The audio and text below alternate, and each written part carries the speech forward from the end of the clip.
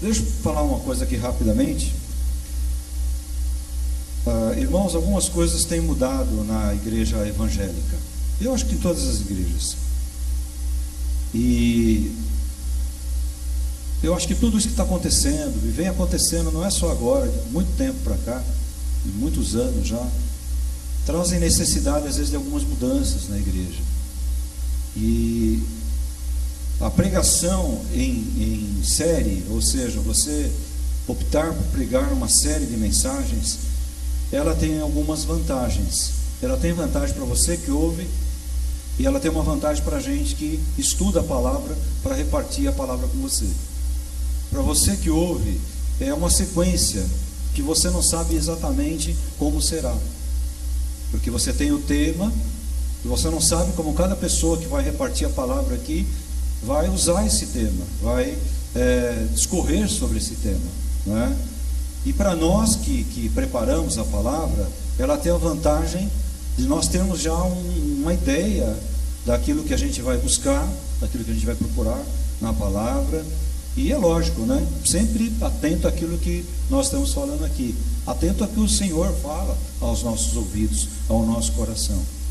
E eu entendo assim, irmãos, muitas igrejas, muitas mesmo, elas estão com esse recurso, elas assumiram esse recurso, né? Muitas mesmo que nós conhecemos, muitos pastores que são colegas que conversam conosco, às vezes eles falam: poxa, eu achei interessante esse método, eu vou colocar na igreja. E às vezes eu faço parte de alguns grupos de pastores e eu não coloco nada aqui da igreja, irmãos, não coloco mesmo, particular. Coloco do meu canal particular eu coloco, mas daqui da igreja não. Mas eles colocam muitas coisas, às vezes, das igrejas que eles estão passando. Então às vezes eu vejo estudos que eles estão lá usando na igreja. São estudos que nós já fizemos, ou estamos fazendo, ou está no preparo para colocarmos aqui. E eu acho que está interessante, porque dependendo do tempo que nós temos, de ouvir o que um colega está falando, o que um professor está falando, isso sempre ajuda, às vezes enriquece a mensagem, enriquece aquilo que a gente quer repartir com a igreja. E às vezes alguns colegas exploram alguma coisa que nós não enxergamos no texto. Eles enxergaram alguma coisa que nós ali não enxergamos, né? E às vezes eles enxergam no nosso texto, no nosso comentário, na nossa mensagem, alguma coisa que eles não conseguiram enxergar, então eles pegam e colocam.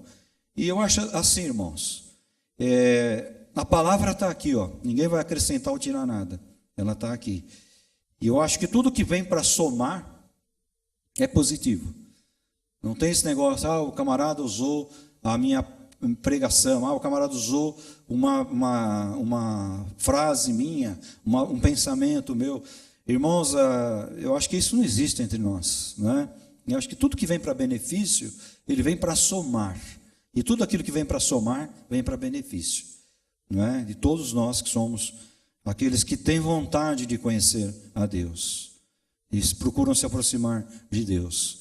Sempre lembrando, irmãos, não tem ninguém perfeito. Não tem pregação perfeita, né? Não tem mensagem perfeita. Então, por mais que às vezes a pessoa ela se prepare, às vezes ela tem um erro de nomenclatura, um erro gramatical, não tem uma mensagem perfeita. Às vezes fala um nome errado, troca ali na hora, um profeta por um sacerdote por um profeta. E até isso que nós fazemos aqui, às vezes a gente toma cuidado, porque o culto está indo aí no Facebook, a gente toma cuidado para não errar. Não, irmãos, a gente tem que ficar à vontade, não é verdade? Tem que ficar à vontade, porque tudo aquilo que é feito e transmitido ao vivo, corre o risco de ter algum erro, alguma falha. Amém, irmãos? Eu só dar uma abertura, né, falando um pouco sobre isso. E hoje eu quero falar um pouquinho, é um tema, irmãos, que eu sou assim, nossa, eu gosto demais. E fala muito sobre aquilo que eu ensino no seminário, sobre aquilo que vários anos eu tenho ensinado no seminário, que é ouvindo a voz de Deus, ouvindo Deus falar através da poesia em sua palavra, da poesia em sua palavra, né? Eu não sei se os irmãos sabem, mas eu sou poeta. Os irmãos sabiam disso? Não, né? Pode responder. Não. Porque faz muito tempo que eu deixei de escrever poesia. Alguns 10 anos, 20 anos, 20 e poucos anos. Mas esses dias, revirando minhas coisas lá, eu achei um monte de poesias que eu escrevia muitos anos atrás. Depois, vem correria da vida e tal, e você vai deixando de lado. Mas quando eu estudo a palavra de Deus, e principalmente alguns livros na palavra de Deus, eu fico assim impressionado de ver como a poesia fala conosco. E a poesia envolve um monte de coisa, irmãos. E é o que eu quero repartir com você nessa noite um pouquinho sobre isso. Quero primeiramente fazer 2 considerações. Poucos são os que conseguem enxergar ou ouvir Jesus através da arte, da poesia, da graça. Tudo isso revelado, por exemplo, na beleza da natureza existente. Vou repetir. Poucos são os que conseguem enxergar ou ouvir Jesus, ou ouvir Deus, tanto faz, através da arte, da poesia, da graça. Tudo isso revelado, por exemplo, na beleza existente na natureza. Essa é uma primeira consideração. A segunda, não se trata, irmãos, de um panteísmo. Não é um panteísmo, mas uma reflexão sobre a delicadeza e a sensibilidade de ouvir a voz do Senhor em coisas belas que foram por Ele criadas. Vou repetir. Não se trata de panteísmo, mas uma reflexão sobre a delicadeza e a sensibilidade de ouvir a voz do Senhor em coisas belas por Ele criadas. Vamos lá. Veritatis splendor. Eu garanto que nem 95% dos católicos conhecem essa expressão. Que é a expressão de você enxergar as coisas belas na natureza. É latina. É uma língua latim, né? Então, o que é o panteísmo? Por que eu falei panteísmo? Panteísmo, irmãos, é uma doutrina que existe. E você já deve ter ouvido alguém falar assim: olha, cuidado para não destruir a mãe natureza. A natureza é mãe de alguma coisa, irmãos? Não. A natureza, ela teve um princípio, uma criação, uma formação. O panteísmo, ele atribui Deus em todas as coisas que existem. Você acha que ali tem Deus. Então é muito importante a gente separar, para alguém não falar assim: nossa, aquele homem lá falou sobre panteísmo. Não, não vou falar sobre panteísmo.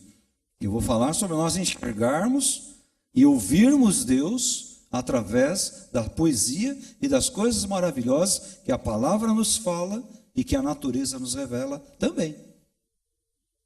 Para quem não sabe, a natureza, ela faz parte do estudo da revelação de Deus. Deus se revelou diretamente ao homem e Deus se revelou a nós também através da natureza. Isso é um estudo teológico. Tem um pensador aqui, eu não conheço bem ele, por isso que eu não vou citar o nome dele, mas ele diz assim: para mim, Deus para mim é a natureza. Não vejo isso como ser um panteísta. Eu não conheço esse autor. Eu estava lendo algumas reflexões dele, eu achei interessante. Ele diz: Deus para mim é a natureza. E eu não vejo isso como não ser panteísta, né? Então, nós não somos panteístas. Deus não está nas coisas. Deus é o Criador. Ele criou as coisas. Ele fez as coisas. E as coisas feitas por Ele, para nós admirarmos, servem também para, através dessa admiração, para através desse conhecimento, nós podermos então render a graça, a honra e a glória a Ele, que é o Criador de todas as coisas. Então, esse panteísmo foi um nome que um filósofo,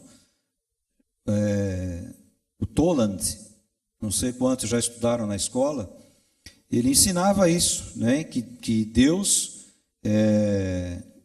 está nas coisas. Tem um Deus, eu gosto também bastante do estudo dos deuses egípcios, dos deuses gregos. Tem um Deus, Renhakapan, ele diz assim, e tudo. E tudo. Então ele entende que Deus está nas coisas. Então eu estou separando bem isso, para a gente não ter esse tipo de visão. Tem uma definição aqui que eu pesquisei no livro, mas eu não vou ler para os irmãos, que é cansativo, né? Então ele diz que Deus vem a ser o substrato neutro, a coisa impessoal, a cada fenômeno da natureza. Então eu repito, irmãos, nós podemos sim ouvir Deus, podemos sim enxergar Deus, mas não dizer que Deus é aquilo, que Deus está naquilo. Vou dar um exemplo aqui que o pessoal que frequenta aqui a igreja há bastante tempo deve ter ouvido um dos missionários que veio aqui, e ele comentou alguma coisa da Índia. Não sei quantos irmãos lembram. Faz tempo isso. Nem eu lembro direito qual era o motivo por ele estar na Índia.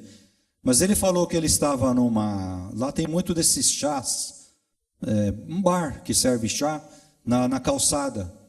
E eles vêm lá e servem o chá, as pessoas ficam conversando. E ele disse que ele estava com outro missionário conversando, e uma outra pessoa, e de repente, pelo pezinho da mesa assim, começou a subir um rato. E o rato foi para cima da mesa. E se você vê subir um rato, uma barata, qual é a tua ação imediata? Qual é? Alguns aqui falaram correr, né? Mas a ação imediata é você bater. Você bate para tirar a coisa dali. E esse missionário falou que ele fez menção de bater, e o outro missionário falou, para, finge que você está coçando a cabeça. Porque se você bater aí e alguém ver, eles vão levar você preso. Porque aqui na Índia há uma crença de que Deus está em todas as coisas, inclusive nos animais, que podem ser, inclusive, reencarnação de divindades. Então, como ele não conhecia aquela cultura, quase ele cometeu essa gafe, né? Aí ele parou, deixou o ratinho participar do chá, tomou o chá junto com eles, né? E sem mexer, porque não pode mexer. A gente acha que só a vaca é sagrada e adorada, mas não. Sei lá, acho que são 3.000, sei lá quantos deuses existem na Índia. Então, só para ilustrar um pouquinho, não é isso que nós queremos falar, irmãos.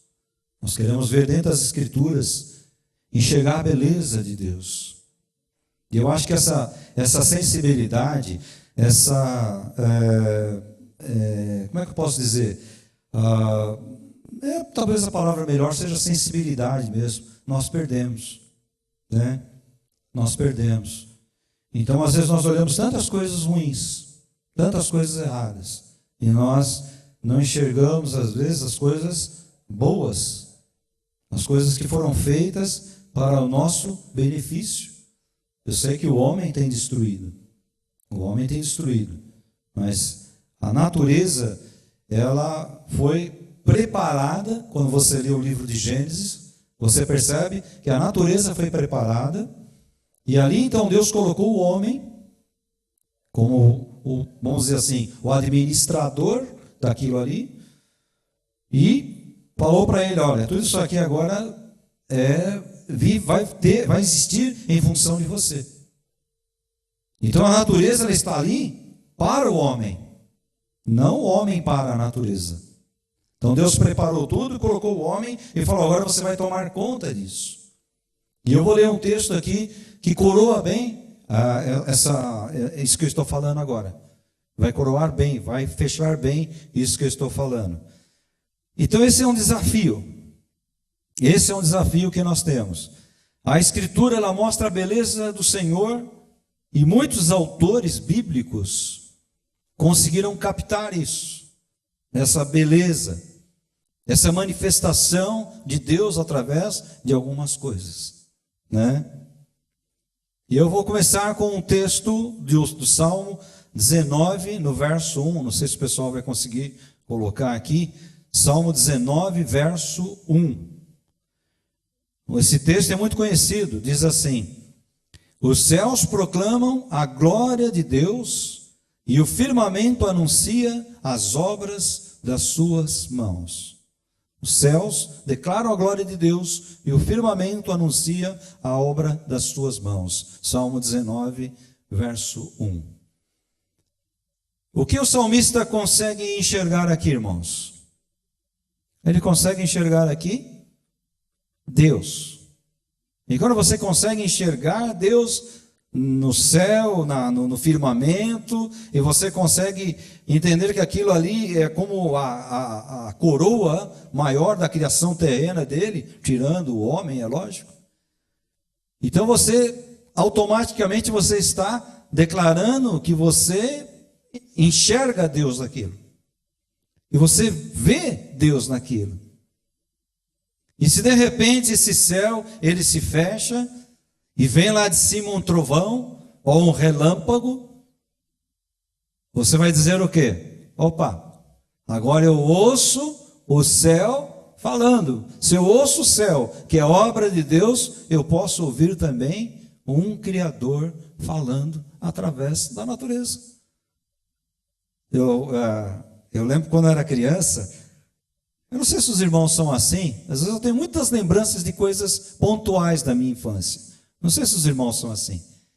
Mas eu lembro que às vezes tinha uma tempestade, ou às vezes antes da tempestade tinha aqueles raios, aqueles trovões, né? E eu lembro que os mais antigos naquela época diziam assim: ih, Deus está bravo hoje. Não sei quantos já ouviram essa expressão, né? Ih, Deus está bravo, né? Alguns diziam assim: aí vem, que Deus está bravo. Alguns eu ouvi dizer assim: Deus está bravo com essa humanidade. Se ele estava bravo com a humanidade há 50 anos atrás, eu imagino hoje. Mas não deixa de ser uma realidade, né, irmãos? Porque se os céus proclamam a glória de Deus, se eles manifestam a glória de Deus, se eles apresentam a glória de Deus, todos os efeitos que ele produz, os céus produzem, eu posso entender como sendo a voz de Deus ao meu coração. Deus falando ao meu coração. Esse é um texto. No livro de Gênesis que eu citei aqui, no capítulo 1, Deus vai criando todas as coisas. Pegou a terra que era sem forma e vazia, ajeitou aquela terra e foi criando. E fez tudo, fez os céus inclusive, que o salmista enxerga aqui como a manifestação da glória de Deus. E ele vai colocando os animais na terra, vai colocando os animais debaixo das águas. E no versículo 30 do capítulo 1 ele diz assim: também a todos os animais da terra, a todas as aves dos céus, e todos os répteis da terra, e a todas as criaturas em que há fôlego de vida, todos os vegetais existentes, deu como mantimento e sustento. E assim aconteceu. Então Deus contemplou toda a sua criação, e eis que tudo era muito bom. E houve assim a tarde e a manhã, e esse foi o 6º dia. Houve a tarde e a manhã, e esse foi o 6º dia. E o que Deus fala ao contemplar tudo? Tudo que ele fez, o que é que ele fala? Tudo era bom. Tudo era bom, tudo era perfeito. Então tudo isso que Deus fez, tudo isso que Deus criou, nessas coisas nós podemos sim enxergar uma manifestação dele. Nós podemos enxergar um Deus vivo, um Deus, entenda o que eu vou falar aqui, falo com muito respeito, um Deus da arte, né? Dessas montanhas, árvores diferentes, coisas maravilhosas. Fez aí os pássaros que cantam para a honra e glória do nome dele. O barulho do mar, irmãos. Aquele barulho do mar, quando eu ouço aquele barulho, eu digo: olha aí, existe um Deus. Eu consigo ouvir Deus através do barulho do mar, das águas do mar, através do cântico dos pássaros, da beleza dos pássaros. Então Deus olha, contempla tudo isso, Ele fala, tudo isso é muito bom. E por que que é bom? Porque eu estou disponibilizando, estou colocando à disposição do homem, para que o homem, que é a coroa da criação, é o máximo da criação, ele possa render honra e glória ao meu nome. O próprio homem, irmãos, o próprio nós como seres humanos, nós como um corpo físico, um organismo, nós podemos olhar para os órgãos que existem em nós, a função de cada um desses órgãos. Nós podemos olhar tudo isso, não é? E podemos enxergar que nós mesmos também fomos feitos a uma semelhança, não semelhança física, mas uma semelhança moral e com uma perfeição absoluta. O que é que veio estragar, talvez, a nossa formação física, o nosso corpo físico? O que é que veio estragar? O pecado. O pecado destruiu aquilo que Deus fez com tanta perfeição. Então eu fico vendo, às vezes, a gente, todos nós aqui, às vezes fazemos um tratamento de saúde, temos que buscar um médico por algum motivo, não é? E hoje a tecnologia, você consegue enxergar dentro do ser humano, dentro do ser humano. Eu vou até usar aqui, com o perdão da referência, dois amigos que um foi aluno lá no seminário, conheço há muitos anos, e a esposa dele eu conheci há pouco tempo. E nessa última conversa que nós tivemos, ele falou, você sabia que ela está grávida? Eu falei, nossa, e ele já tem 2 filhos grandes. Eu falei, que bacana. E a pergunta automática que você faz, o que é? É menino ou menina? Né? E eu perguntei para eles, você já sabe? Eles falaram, não, é uma surpresa. E a gente vai divulgar aí. E como eu tenho eles lá nesse negócio de Instagram, eu vi lá, né, eles fazendo lá, até fiz uma brincadeira lá com eles, e aí eles explodiram lá uma bexiga e saiu um monte de papelzinho cor-de-rosa, significando o quê? Que vinha uma menininha. Eu até brinquei depois, né? Falei, mais uma florzinha para o jardim do Senhor, está chegando aí. Então, irmãos, nisso aí, olha que beleza lá, o ultrassom mostrando que dentro da barriguinha da mamãe tem uma menininha que vai chegar aí para alegrar aquela família. Então, quando você escuta aquele ultrassom, né, que você escuta o coraçãozinho, tum, tum, tum, tum. Sabe quem você está escutando? Você está escutando a vida. Sabe quem é o dono da vida? Deus é o dono da vida. Então, quando você escuta aquilo, você escuta Deus falando. Tum, tum, tum. Por isso Deus viu que tudo era bom. Eu podia ir além e citar o próprio Cristo. O próprio Cristo no Evangelho, ele diz assim, olha, vocês estão vendo essas coisas aqui? Essas flores? Essas flores aqui, elas são os lírios. Os lírios dos campos eram conhecidos naquela época como uma das flores mais bonitas que existiam. E ele faz uma referência, vocês estão vendo os lírios? Nem Salomão, em toda a glória dele, na riqueza, o homem mais rico que existiu, segundo o mais sábio que existiu, só ficou atrás do próprio Cristo.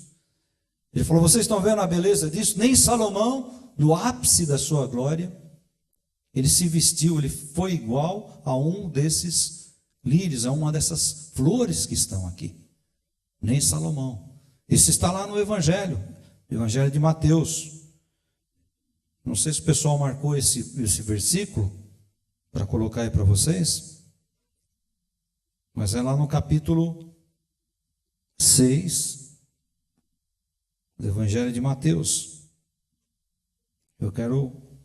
Faço questão de ler esse texto porque ele faz parte, inclusive, de uma mensagem de Jesus nos dizendo para descansarmos nele.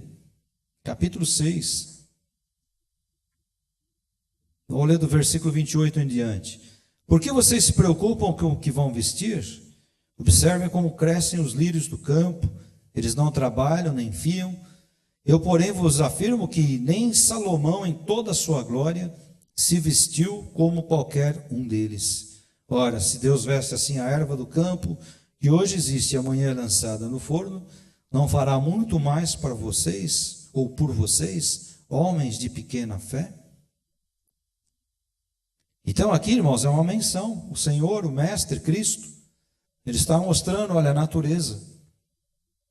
A natureza é mais bela do que tudo, até do que a riqueza, até do que o ouro que a própria natureza produz, e que Salomão, em toda a sua vaidade, buscou e teve. Nem Salomão se aproximou e foi igual a isso que a natureza oferece, isso que a natureza mostra como uma manifestação de Deus. E através dessas manifestações de Deus, você que tem sensibilidade, você pode ouvir Deus falando com você. O profeta enxerga a voz do Criador. Ele diz: os meus pensamentos não são os vossos pensamentos. Isaías 55, do 8 a 10. Os meus pensamentos não são os vossos pensamentos, nem os vossos caminhos os meus caminhos, diz o Senhor. Porque assim como os céus são mais altos do que a terra, assim são os meus caminhos mais altos do que os vossos caminhos, e os meus pensamentos mais altos do que os vossos pensamentos. Porque assim como desce a chuva e a neve dos céus, e para lá tornam, mas regam a terra e a fazem produzir e brotar, e dar semente ao semeador e o pão que come o homem. Então, irmãos, essa aqui é a sensibilidade do profeta que depois traz uma mensagem firme, uma mensagem incisiva, colocando o homem no seu lugar, chamando a atenção do homem nos seus erros. O profeta consegue enxergar e ouvir a voz de Deus falando: olha, os pensamentos, os que vocês têm, não são iguais aos meus. Como estão os céus mais altos do que a terra, assim são os meus pensamentos, os meus caminhos. E ele faz a comparação: como desce a chuva, a neve dos céus, e para lá tornam, mas antes regam a terra e a fazem produzir e brotar, e dar semente e pão ao que come. E ele continua a mensagem dele. Nesses detalhes, nessas coisas, o profeta consegue ouvir Deus falando com ele. É interessante que nós aqui já fizemos muitos retiros, né? Muitos acampamentos. Não sei se eu falei isso no ano passado. Se eu falei, vou repetir. Fazemos muitos retiros, muitos acampamentos. Fizemos. E eu lembro que nos primeiros acampamentos, a gente não sabe como é que vai ser o tempo, né? Às vezes está sol aqui, você sai um pouquinho em alguma cidade vizinha e lá está outra temperatura. E eu lembro, irmãos, que às vezes fechava o tempo e começava a ameaçar a chuva, e eu ficava com aquela agonia no meu coração, falava: meu Deus, vai chover. E agora? Não vai dar para o pessoal brincar, não vai dar para o pessoal ficar aí, né? E eu ficava, irmãos, com aquele, sabe? E parecia que cada um, começava a chover, e parecia que cada um que passava ali olhava para mim como se eu fosse o culpado. Assim, mas o pastor também, bem na chuva, foi marcar o acampamento, né? E eu confesso, irmãos, que aquilo me deixava, às vezes, eu ficava assim: irmãos, vamos orar para não chover. Vamos orar, irmãos, para não chover.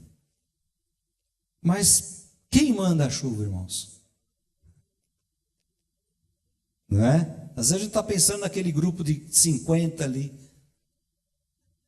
e a gente não está pensando que aquela chuva é necessária para regar a terra, para trazer inclusive comida para o nosso prato, a gente que daqui a pouco ia lá almoçar e jantar naquele acampamento.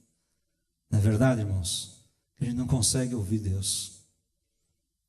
Às vezes Deus fala: vou deixar cair uma chuvinha aí, para vocês ficarem mais juntos, para verem os defeitos uns dos outros, para vocês entenderem que aqui vocês têm defeitos, falhas, e para permitir que eu aqui no meio de vocês possa ser o único a ser exaltado, glorificado e adorado.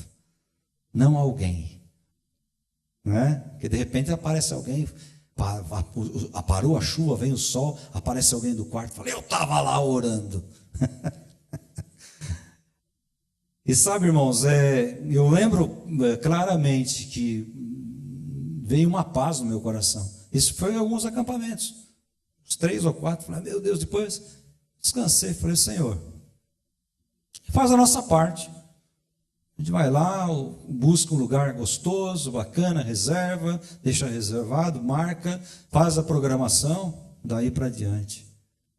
O Senhor é que comanda tudo. O Senhor é que comanda tudo. E nós ali temos que estar preparados para quê? Para ouvir Deus. Que Deus tem? Está chovendo. Puxa, por que será? Terá um acaso? Ou será que Deus quer alguma coisa de nós? Está um tempo maravilhoso.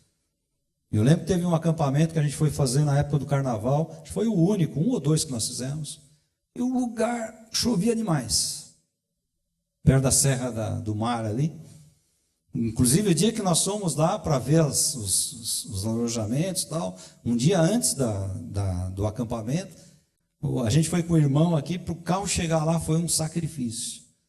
Tudo molhado, lama. Eu falei: Senhor, vai ser uma bênção esse acampamento. Irmãos, nós colocamos o pé lá, um carnaval, um retiro de carnaval, não choveu um dia.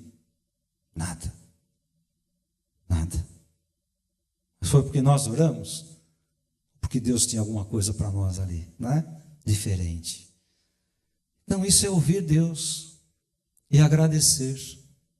Agradecer a Deus. Até nos ensinos nós podemos ver a graça de Deus e ouvirmos a sua voz. O salmista, ele diz, um salmo de Davi: bendize a minha alma ao Senhor, e todas as minhas entranhas, ou seja, o meu interior, o seu santo nome seja exaltado. Bendize a minha alma ao Senhor, e não te esqueças de nenhum dos seus benefícios. É Ele quem perdoa os teus pecados e cura as tuas enfermidades. É Ele que resgata da sepultura a tua vida e te coroa de amor e de misericórdia. É Ele que coloca os bens na tua existência, de maneira que a tua juventude se renova com o vigor de uma águia. O Eterno realiza atos de justiça e de direito em favor de todos os oprimidos. Ele revelou seus caminhos a Moisés, ao povo de Israel, com seus feitos maravilhosos. O Senhor é misericordioso, é clemente, Ele é lento para a cólera, mas paciente e generoso em seu amor. Não nos castiga o tempo todo, nem guarda rancor para sempre. E agora esses 3 versos que eu quero que você ouça com atenção. Não nos trata segundo os nossos pecados, nem nos retribui de acordo com as nossas culpas. Pois como os céus se elevam acima da terra, assim é imenso o seu amor para com os que o temem. Quanto dista o oriente do ocidente, assim também Ele afasta para longe de nós as nossas iniquidades, as nossas transgressões. Como o André falou aqui na abertura, às vezes, irmãos, Deus está do nosso lado. Às vezes, não, eu digo que aqueles que gostam da companhia dele, Ele está sempre do lado. E nós estamos gritando socorro para um, socorro para outro e para outro. E nós esquecemos que Ele está do nosso lado. Basta um sussurro: Senhor, socorro. E você vai ouvir a voz dele: opa, não esqueça que eu estou aqui do seu lado.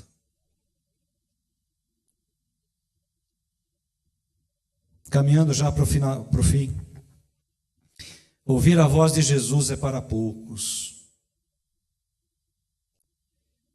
Enxergar Ele falando através da natureza, então, poucos conseguem.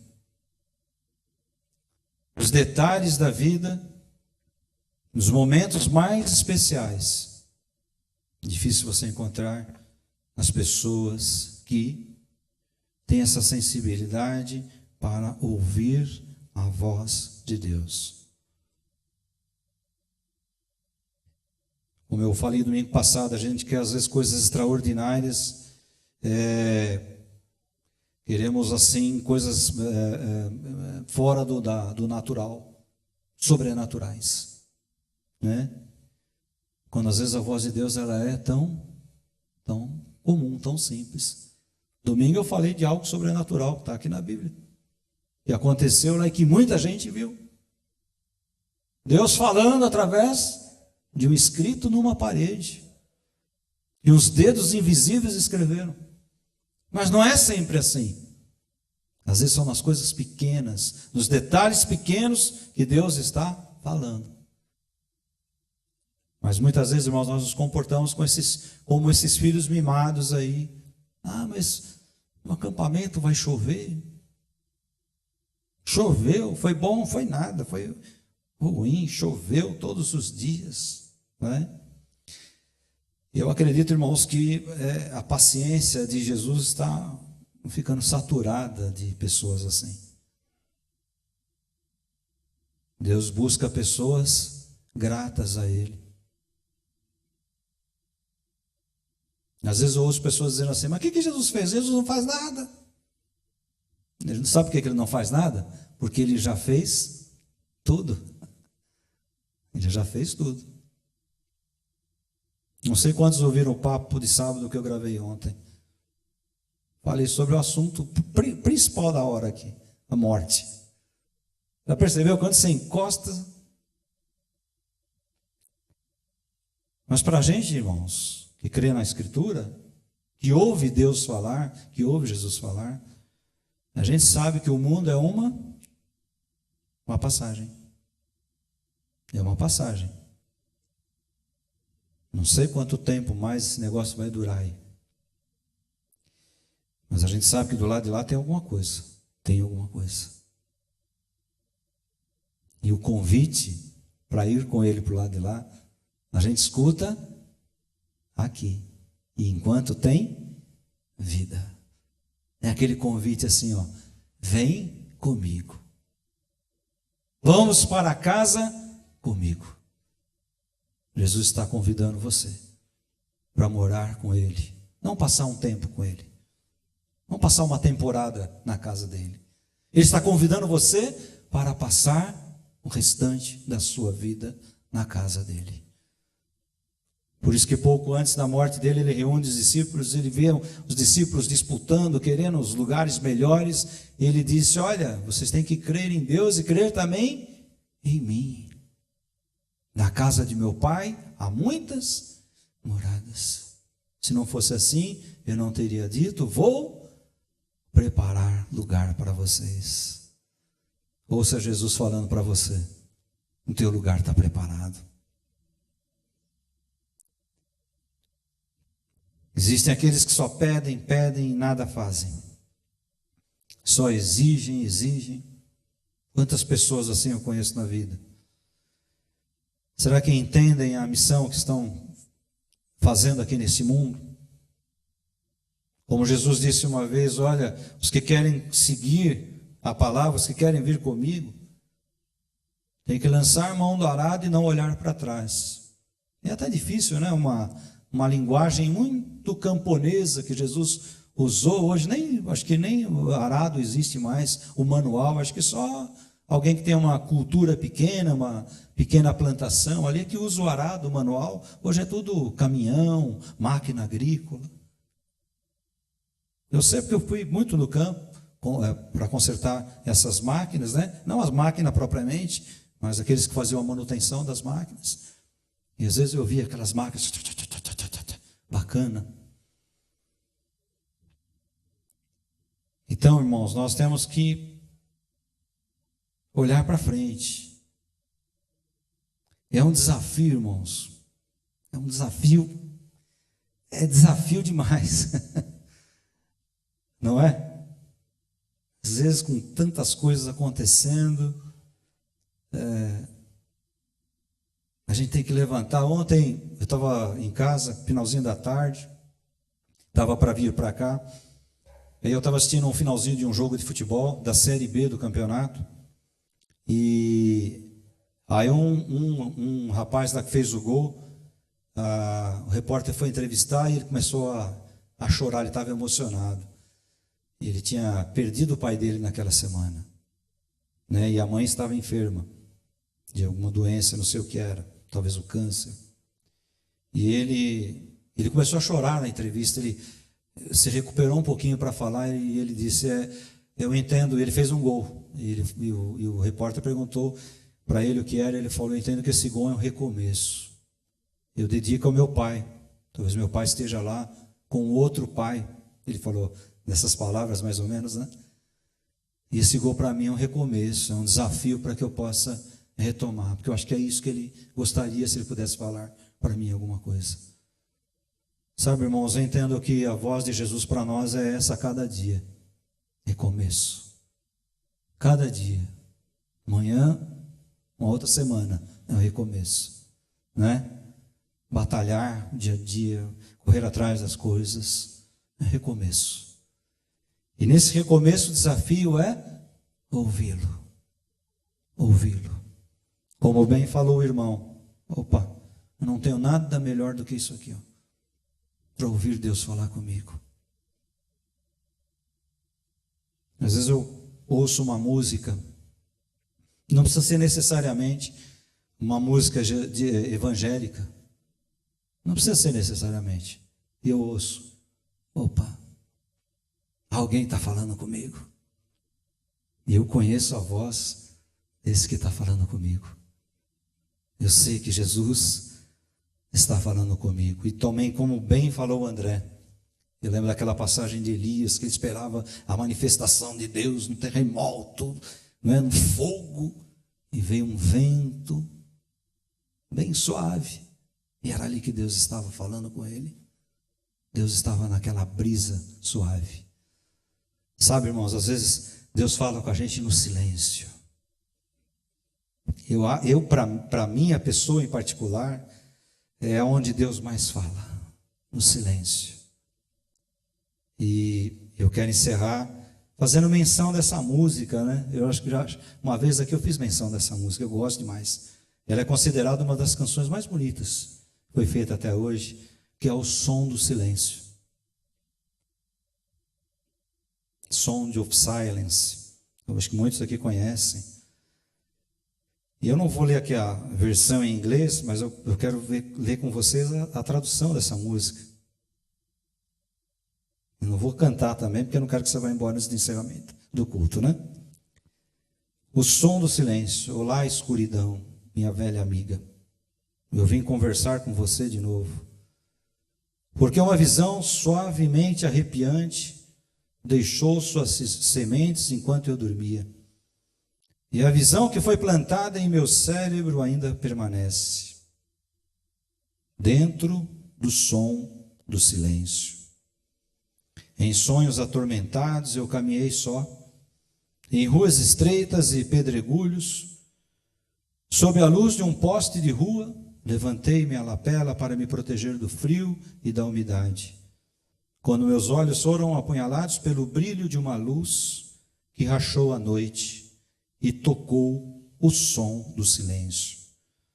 E na luz nua eu vi, eu trocaria aqui, e na luz nua eu ouvi 10.000 pessoas, talvez mais pessoas falando sem dizer, pessoas ouvindo sem escutar, pessoas escrevendo canções que vozes jamais compartilharão.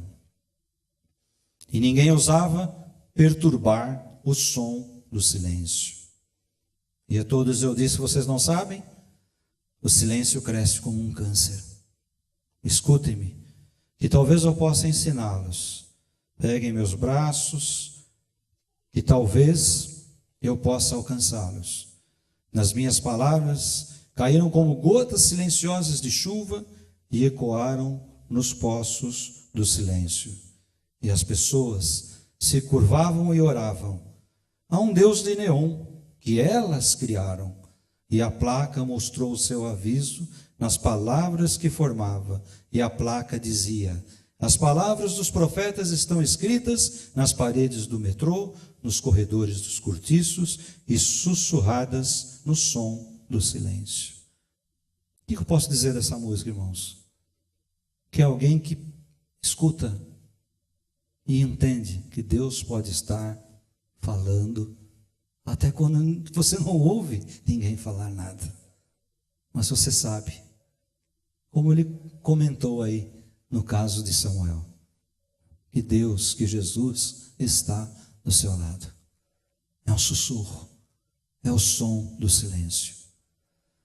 Nós confiamos no Deus vivo, não no Deus de neon que a música fala, que o mundo imagina e acredita, né? Nós cremos num Cristo ressurreto, não num morto. Nós cremos num que tem capacidade de falar conosco. A natureza fala conosco e ela diz: existe um Criador. O homem fala ao nosso homem interior: existe um Cristo, existe um Deus. O Espírito Santo fala conosco: existe um Deus e um companheiro de todas as horas. Você está ouvindo Ele agora? Ele que tem falado com você. Amém.